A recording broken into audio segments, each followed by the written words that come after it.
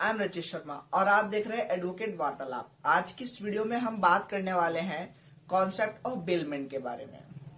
Video को पूरा देखें, वीडियो को लाइक करें, शेयर करें, चैनल को सब्सक्राइब करें, बेल आइकन पर ऑल पर सेट कर दें जिससे हमारी आने वाली और भी वीडियो को नोटिफिकेशन आपको मिल सके। तो चलिए चलते हैं वीडियो के कॉन्सेप्ट की ओर।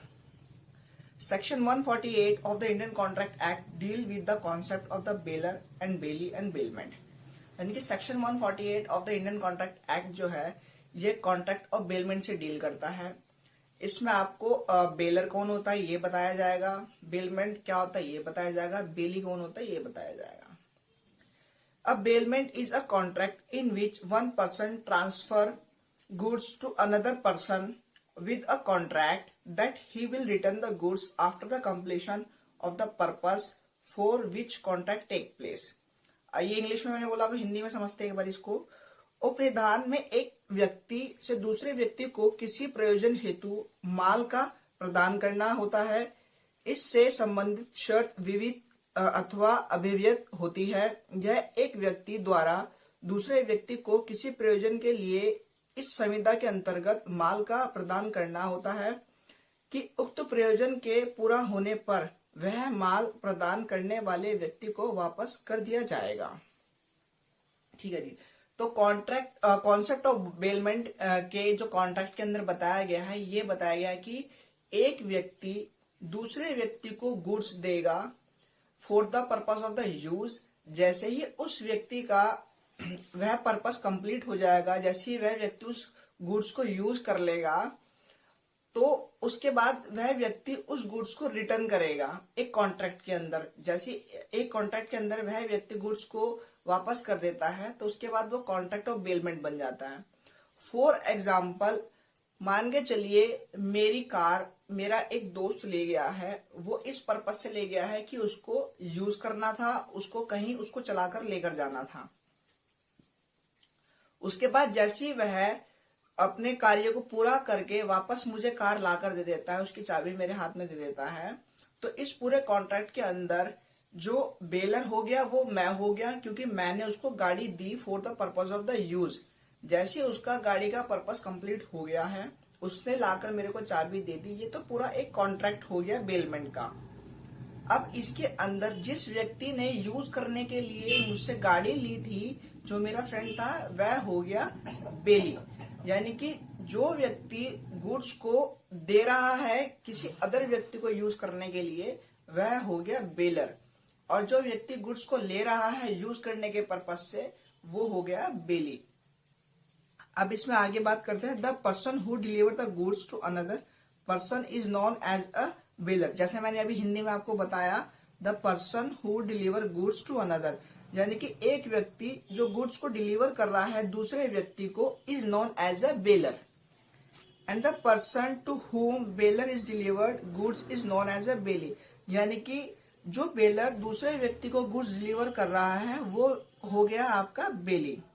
हिंदी में अगर उसको बताएं, जो व्यक्ति सामने वाले व्यक्ति को गुड्स देता है वह व्यक्ति बेलर होता है, और जो व्यक्ति गुड्स लेता है वह व्यक्ति बेली होता है। तो आई होप आपको अभी बेलर, बेली और बेलमेंट का कॉन्सेप्ट क्लियर होगा। इसको थोड़ा और आगे पढ़ते हैं अभी। The contract of bailment is different from the contract of sale of a property. कहने का मतलब है ये जो कॉन्ट्रैक्ट ऑफ बेलमेंट होता है ये contract of sale of property से अलग होता है, बिल्कुल डिफरेंट होता है। In the contract of the sale of a property, after the completion of a sale, the ownership of a property get transferred to the buyer। कहने का मतलब है कि जो contract of sale of property के अंदर जैसे ही आपका प्रॉपर्टी सेल हो जाती है, कंप्लीट हो जाता है सेल का प्रोसेस, तो गुड्स जो होता है वो ओनर को ट्रांसफर कर दिया जाता है, जो उसका नया ओनर होता है, और वह व्यक्ति बायर होता है। बायर के पास जैसे ही वो ट्रांसफर होगा तो वह ऑनर बन जाएगा उस प्रॉपर्टी का। ठीक, ये कॉन्ट्रैक्ट ऑफ सेल से डिफरेंट होता है contract of bailment. In the bailment only the possession of the property is transfer to the bailee and not the ownership, and the possession of the property is transferred only for the period up to the completion of the purpose. कहने का मतलब इसमें ये बताया गया है कि bailment के अंदर केवल पोजीशन ट्रांसफर होता है और सेल ऑफ कॉन्ट्रैक्ट के अंदर बायर को ओनरशिप ट्रांसफर होती है। ये बेलमेंट और सेल ऑफ प्रॉपर्टी के बीच का डिफरेंस है, बेलमेंट और कॉन्ट्रैक्ट ऑफ सेल के बीच का डिफरेंस है बेसिकली। अब आपके काइंड्स ऑफ बेलमेंट देख लेते हैं। आपके काइंड्स ऑफ बेलमेंट के अंदर आता है gratuitous bailment for the benefit of the baler, for the benefit of the belly, non gratuitous bailment. यानी ग्रेटिशियस बेलमेंट वह होते हैं जिसमें कुछ दिया जाए, कुछ ग्रेचुइटी दी जाए, वह होता है आपका ग्रेटिशियस बेलमेंट। दूसरा होता है आपका कि ऐसा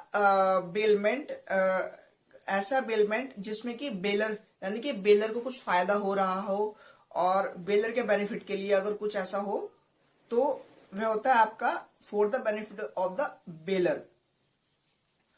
दूसरा आता है आपका for the benefit of the belly.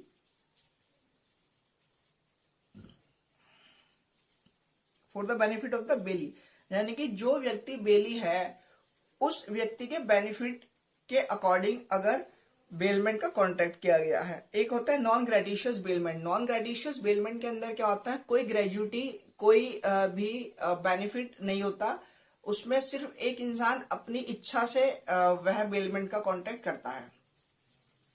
इसके अंदर कुछ एजेंशियल्स हैं, 4 एजेंशियल्स हैं। एक बार वो 4 एजेंशियल्स देख लेते हैं कौन कौन से हैं। किसी भी बेलमेंट कॉन्ट्रैक्ट के अंदर कुछ एजेंशियल एलिमेंट्स होते हैं, उनका होना बहुत जरूरी होता है। पहला एजेंशियल एलिमेंट है एग्रीमेंट, यानी कि जो बेलमेंट कॉन्ट्रैक्ट के अंदर जो 2 पर्सन है उनके बीच में एक एग्रीमेंट होना बहुत जरूरी है।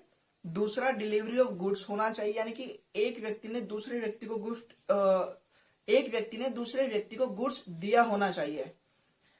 तीसरा आता है पर्पस। इसके अंदर पर्पस होना बहुत जरूरी है, किसी पर्पस के लिए कॉन्ट्रैक्ट ऑफ बेलमेंट किया गया है। इसके बाद 4th पॉइंट आता है रिटर्न ऑफ गुड्स, यानी कि जैसे पर्पस कंप्लीट हुआ तो वह गुड्स को रिटर्न होना बहुत जरूरी होता है, तभी वह कॉन्ट्रैक्ट बेलमेंट का कंप्लीट होता है। अगर आपको कॉन्सेप्ट समझ में आया है तो आप वीडियो को लाइक करें, शेयर करें और कमेंट में मेरे से कोई भी सवाल पूछ सकते हैं अगर आपको कोई भी कंफ्यूजन हो तो। Thank you.